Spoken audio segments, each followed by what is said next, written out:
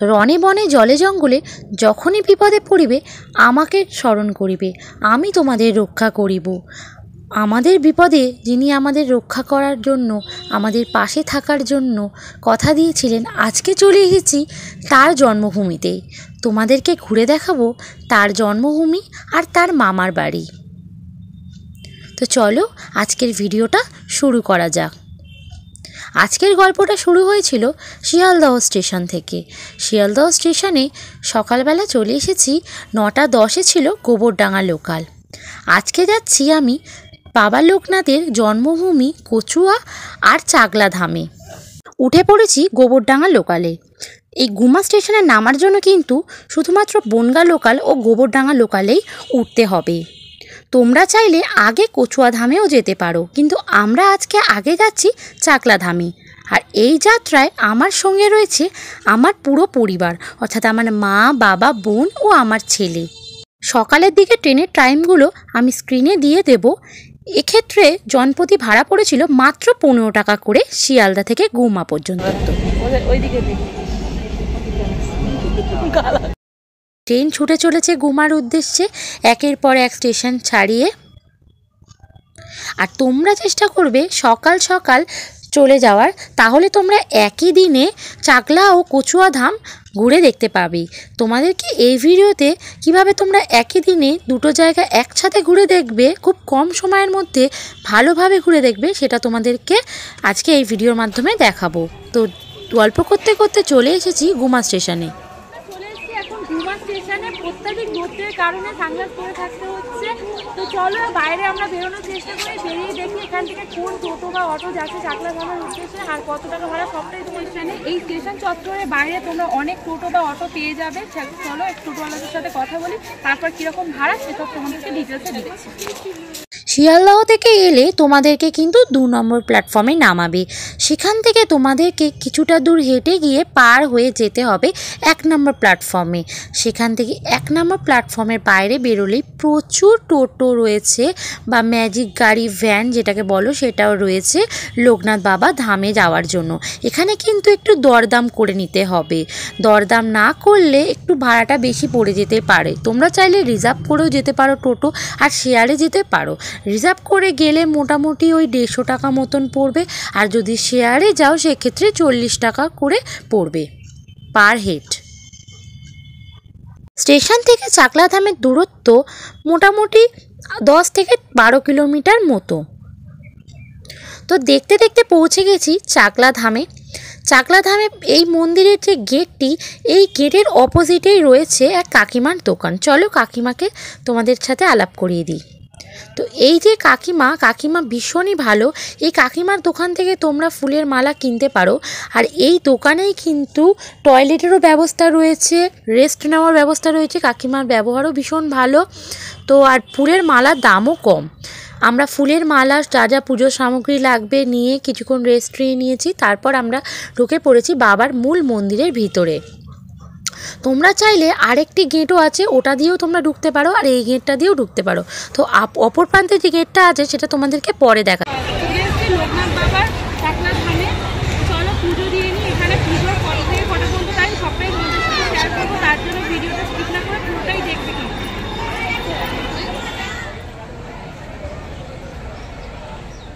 অপর প্রান্তে তোমাদের যে গেটটার কথা বলেছিলাম, এই গেটটা হচ্ছে সেটা।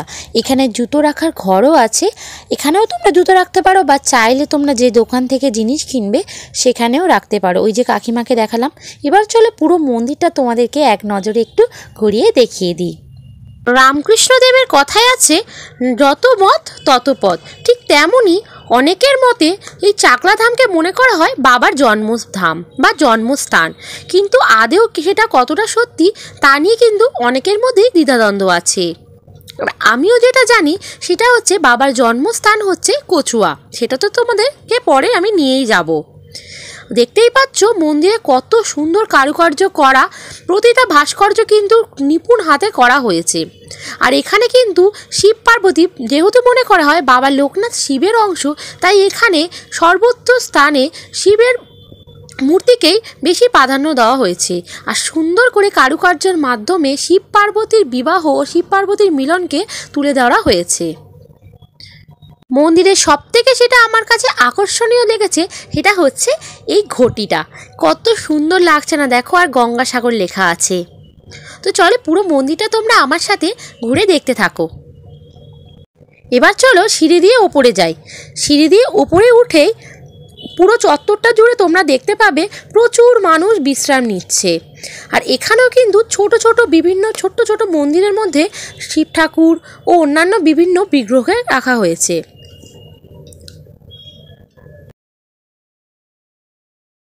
মন্দিরের কারুকার্য তো তোমরা দেখলে, এবার উপর থেকে আমি তোমাদেরকে দেখাচ্ছি।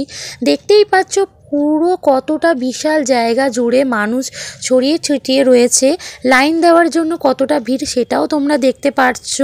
ঘড়িতে দুপুর প্রায় 12টা মতন বাজতে যায়। এখনই দেখতে পাচ্ছ কীরকম ভিড়। উপর থেকে নিচে চলে এসেছি। বহু দূর দূরান্ত থেকে মানুষ আসে এখানে পুজো দেওয়ার জন্য। দর্শনার্থীদের ভিড় সারা বছরই এখানে লেগে থাকে। আর পুজোর টাইমিংটা তোমাদেরকে আমি স্ক্রিনে দিয়ে দেবো, তোমরা স্ক্রিনটা চেক করে নেবে, ডেসক্রিপশানটাও তোমরা চেক করে নেবে। আমিও এখানে সকলের মতন পুজো দিতে দাঁড়িয়ে পড়েছি হাতে পুজোর ডালা নিয়ে।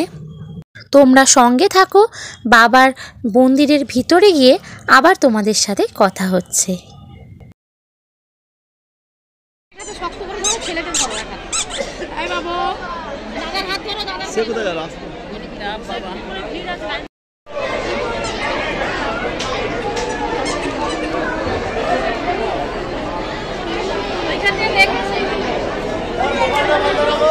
মন্দিরের ভিতরে প্রবেশ করে জানতে পারলাম এখানে দুভাবে পুজো দেওয়ার ব্যবস্থা রয়েছে।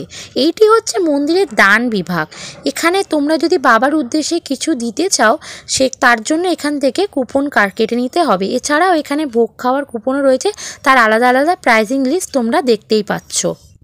আমিও এখানে কুপন কেটে নিয়েছি। দেখতে পাচ্ছেন এটা হচ্ছে জনপ্রতি 100 টাকা করে কাটতে হবে ওই এন্ট্রি রুম থেকে। এই 100 টাকা করে দিলে আপনারা একান্তে বাবার ভিতরে ঢুকে বাবাকে কোনো কিছু দেওয়ার থাকলে সেটা আপনারা দিতে পারেন, যেমন চাদর বা অন্যান্য কোনো সামগ্রী হোক। এক্ষেত্রে আপনাদের জনপ্রতি 100 টাকা করে পড়বে। আর বাইরে থেকে এছাড়া দর্শনের ব্যবস্থা আছে, বাইরে থেকেও দেখতে পারেন। আর ভিতরে ঢুকতে চাইলে তো এই কুপনের ব্যবস্থা রয়েছে।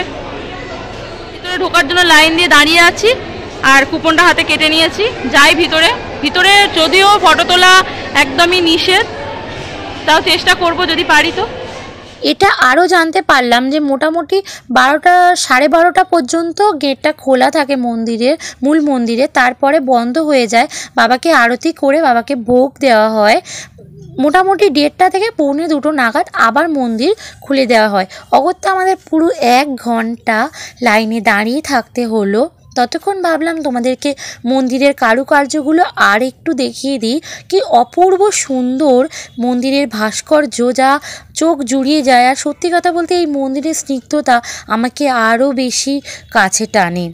তো আমি ভেতরে ঢুকেছিলাম। ভেতরে ঢোকার পরে আমি ওনাদেরকে জিজ্ঞেস করেই ভিডিও করছিলাম। আমি বললাম যে এখানে কি ফটোগ্রাফি বা ভিডিওগ্রাফি একটু হলেও করা যাবে? তো বললো হ্যাঁ, অল্প একটু করতে পারলে করুন। তো তারপরে আমি একটুখানি ক্লিপ তোমাদের সাথে শেয়ার করেছি।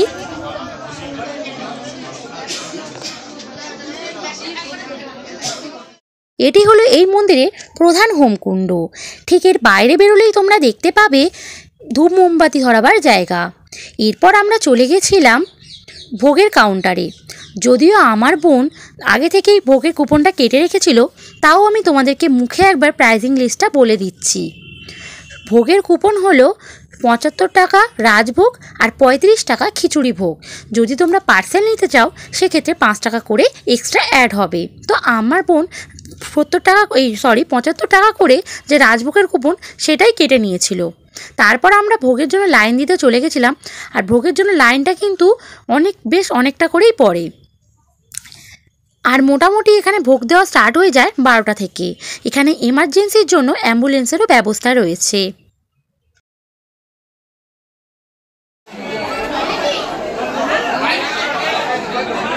চাগলা মন্দিরে এর আগেও আমি বহুবার এসেছি, কিন্তু ভোগ প্রসাদ গ্রহণের সুযোগ এই প্রথমবার হয়েছে। ভোগ প্রসাদ গ্রহণের ঘরের ভেতর ঢুকে দেখি এ তো এক এলাহি ব্যবস্থা। পরিষ্কার পরিচ্ছন্ন টেবিল চেয়ারে খাওয়ার সুবন্দোবস্ত রয়েছে। এখানে কিন্তু জলটাতে জগের ব্যবস্থা রয়েছে, এটা কিন্তু আলাদাভাবে জলটা দেয় না। সেক্ষেত্রে তোমরা যারা আসবে তারা আলাদাভাবে জলটাকে ক্যারি করতেই পারো। এখানে প্রথমেই চলে এসেছে খিচুড়ি আর আলুর দম। এখানে খিচুড়ির সাথে এখানে তোমরা যদি 35 টাকার কুপন কাটো সেখানে তো শুধুমাত্র খিচুড়ি ভোগ রয়েছে, আর 75 টাকাতেও প্রথমে খিচুড়ি ভোগটা দেবে। এরপরে চলে এসেছিল পোলাও, তার সাথে চলে এসেছিল পনিরের তরকারি। সত্যি কথা বলতে ঠাকুরের জায়গা বলে আমি বলছি না, হয়তো এটা আমাকে নেগেটিভ একটু হয়ে যাবে। খাবারের কোয়ালিটি না সেরকম একটা ভালো না, মানে আমার পার্সোনালি ভালো লাগেনি। এছাড়াও শেষ পাতে ছিল চাটনি, পাঁপড় ও পায়েস। পায়েসটা আমার খুবই ভালো লেগেছিল। এখানকার কর্মকর্তাদের উদ্দেশ্যে এটুকুই বলার যে দাম অনুযায়ী খাবারের মান যদি আর একটু ভালো করতেন তাহলে ভালো হতো। এছাড়া আর কিছুই নয়, ভগবানের প্রসাদ যেমনই হোক না কেন তা অমৃত সমান। এরপর আমরা লোকনাথ বাবাকে প্রণাম জানিয়ে বেরিয়ে পড়লাম কচুয়ার উদ্দেশ্যে। আবারও আসবো কথা দিয়ে গেলাম। তারপর আমরা কচুয়ার উদ্দেশ্যে যাওয়ার জন্য বেরোতেই পথে পড়ল এই ছোট্ট একটি হাট, যেটা এই মন্দির চত্বর ঘিরে বসেছে। চাকলা কচুয়া ধাম পর্বে চাকলা ঘোরা আমাদের শেষ, এবার যাবো কচুয়া দেখতে। চলো রওনা দেওয়া যাক। এখানে বিভিন্ন ধরনের মার্বেল ডাস্ট দিয়ে তৈরি করা ছোট বড় বিভিন্ন সাইজের মূর্তি রয়েছে। মূর্তিগুলির দাম মাত্র 30 টাকা থেকে শুরু ও বিভিন্ন দামের রয়েছে। এবার তো এখান থেকে আমরা দু একটা মূর্তি কিনে নিলাম বাবার লোকনাথের। তারপর আমরা টুকটাক আরও কিছু কিছু জিনিস ঘুরে একটু দেখছিলাম। দেখো কত সুন্দর না এই আদি যোগীর মূর্তিগুলো।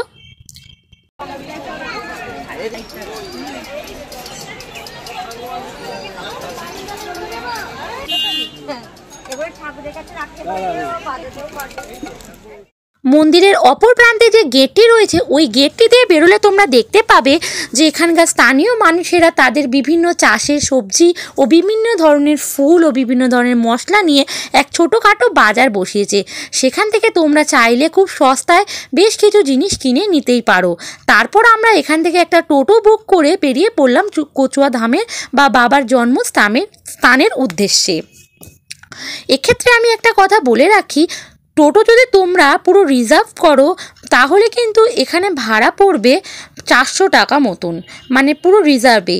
টোটোওয়ালারা কিন্তু একটু বেশি চার্জটা করে, এখানে তোমরা কিন্তু দরদামটা করে নেবে।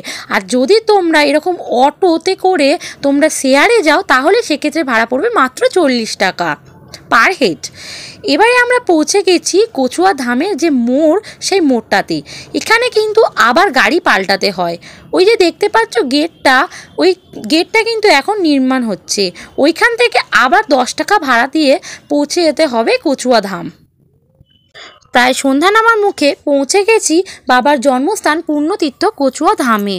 ইংরেজি সাল অনুযায়ী 1730 খ্রিস্টাব্দের 31শে আগস্ট বাবা রামনারায়ণ ও মা কমলা দেবীর কোল আলো করে বাবা লোকনাথের জন্ম হয়। খুব অল্প বয়সেই তিনি তার গুরু ভগবান দাসের সাথে ব্রহ্মচারী ধর্মে পালন করতে গৃহত্যাগ করেন। এখানে দেখতেই পাচ্ছেন যে মন্দিরের সময়সূচি সকাল 8টা থেকে 12টা আর বিকেল 3টে থেকে 8টা। চাকলা কচুয়া ধামের দ্বিতীয় পর্যায়ে আমি চলে এসেছি কচুয়া ধামে। দেখতে একটু অনেকটা সন্ধে হয়ে গেছে, তোমাদের সাথে যতটা পারি সুন্দর করে শেয়ার করার চেষ্টা করব। আর এখানেই মানে বাবার জন্মভিটে নিয়ে ভক্তদের মধ্যে একটু দ্বিধাদ্বন্দ্ব ছিল, এর জন্য হাইকোর্টে মামলাও হয়েছিল। কিন্তু সেই সমস্ত মামলার রায়ের বিরুদ্ধে গিয়ে নিত্যগোপাল বাবু ওরফে দাদু, এখানে সকলে দাদু নামে পরিচিত, তিনি এই মন্দিরটি 31 বছর আগে প্রতিষ্ঠা করেন। প্রতি বছর এখানে অর্থাৎ বাবার জন্মতিথিতে বহু দূর দূরান্ত থেকে বাবার ভক্তের সমাগম হয়। এরপরে আমিও একটু পুজো দিয়ে নিচ্ছিলাম। তো চলো পুজোটা দিয়ে নিই, তারপর বাইরে বেরিয়ে আবার পুরো জায়গাটা তোমাদেরকে একটু ঘুরে দেখাচ্ছি।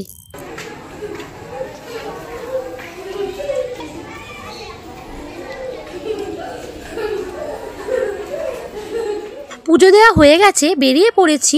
আর এই যে পুরো চত্বরটা দেখছো, এই পুরো চত্বরটা হলো লোকনাথ মিশনের অন্তর্ভুক্ত। আর এই লোকনাথ মিশনের প্রাণ প্রতিষ্ঠাতা হলেন নিত্যগোপাল বাবু ওরফে দাদু। এখানে সবাই ওনাকে দাদু নামেই চেনে। উনি 31 বছর আগেই তো বললাম এই পুরো মন্দির চত্বরটা উনি নিজের হাতে প্রতিষ্ঠাতা করেছিলেন। আর হাইকোর্টে এই মন্দিরের প্রতিষ্ঠার জন্য অনেক লড়াইও উনি লড়েছিলেন। এবার চলে যাচ্ছি মূল মন্দির থেকে দূরে বাবার আরেকটি মন্দির, যেখানে বাবাকে এখানে জল ঢালতে পারো তোমরা এসে। এইখানে মূল মন্দিরে জল ঢালা বাবার মাথায় যায় না, এই মন্দিরে বাবার মাথায় জল ঢালা হয়। তার জন্য কিন্তু এই একই সময় যখন মন্দিরটা খোলা থাকবে তখনই এই জায়গাটাও তখনই খোলা থাকবে। এছাড়াও কিন্তু বাবা তিরোধান ক্ষেত্র অর্থাৎ বাংলাদেশের নারায়ণগঞ্জ জেলার বারোদি ধামে অবস্থিত রয়েছে, সেখানেও কিন্তু বহু ভক্তের সমাগম হয়। সেখানেও বাবার খুব সুন্দর করে মন্দির রয়েছে। যদি আমার কখনো সুযোগ হয় বা সময় হয় অবশ্যই যাব, জানি না যেহেতু বাংলাদেশটা দেশের বাইরে অবস্থিত, জানি না কোনো সময় যেতে পারবো কি না। তারপর চলে এসেছি বাবার দুধপুকুরে। এই দুধপুকুরে স্নান করে বাবা উপনয়ন নিয়েছিলেন। তারপরে চলো ওখান থেকে সব তো ঘোরা শেষ, এবার বাড়ি ফেরার পালা। চড়ে এসেছি কাঁকড়া মির্জানগর স্টেশনে। এক্ষেত্রে বলে দিই, তোমরা যারা শিয়ালদা থেকে ডিরেক্ট কচুয়াতে আসতে চাও তাদের জন্য কিন্তু হাসনাবাদ লোকাল ধরে কাঁকড়া মির্জানগর স্টেশনে নামবে। আর এক্ষেত্রে ভাড়া কিন্তু পড়বে একই 15 টাকা করে, একমাত্র হাসনাবাদ লোকালই আসে। তারপর আমরা ট্রেনে উঠে পড়লাম, চলে এলাম শিয়ালদা স্টেশনে। সকালবেলা শুরু করেছিলাম ব্লগ শিয়ালদহ থেকে, আবার শিয়ালদহ দিয়েই শেষ করলাম। ভিডিও কেমন লাগলো জানিও, অনেক কষ্ট করে ভিডিও করি, একটু সাবস্ক্রাইব করে দিও, লাইক কমেন্ট শেয়ার করে দিও। টাটা বাই বাই, সবাই ভালো থেকো।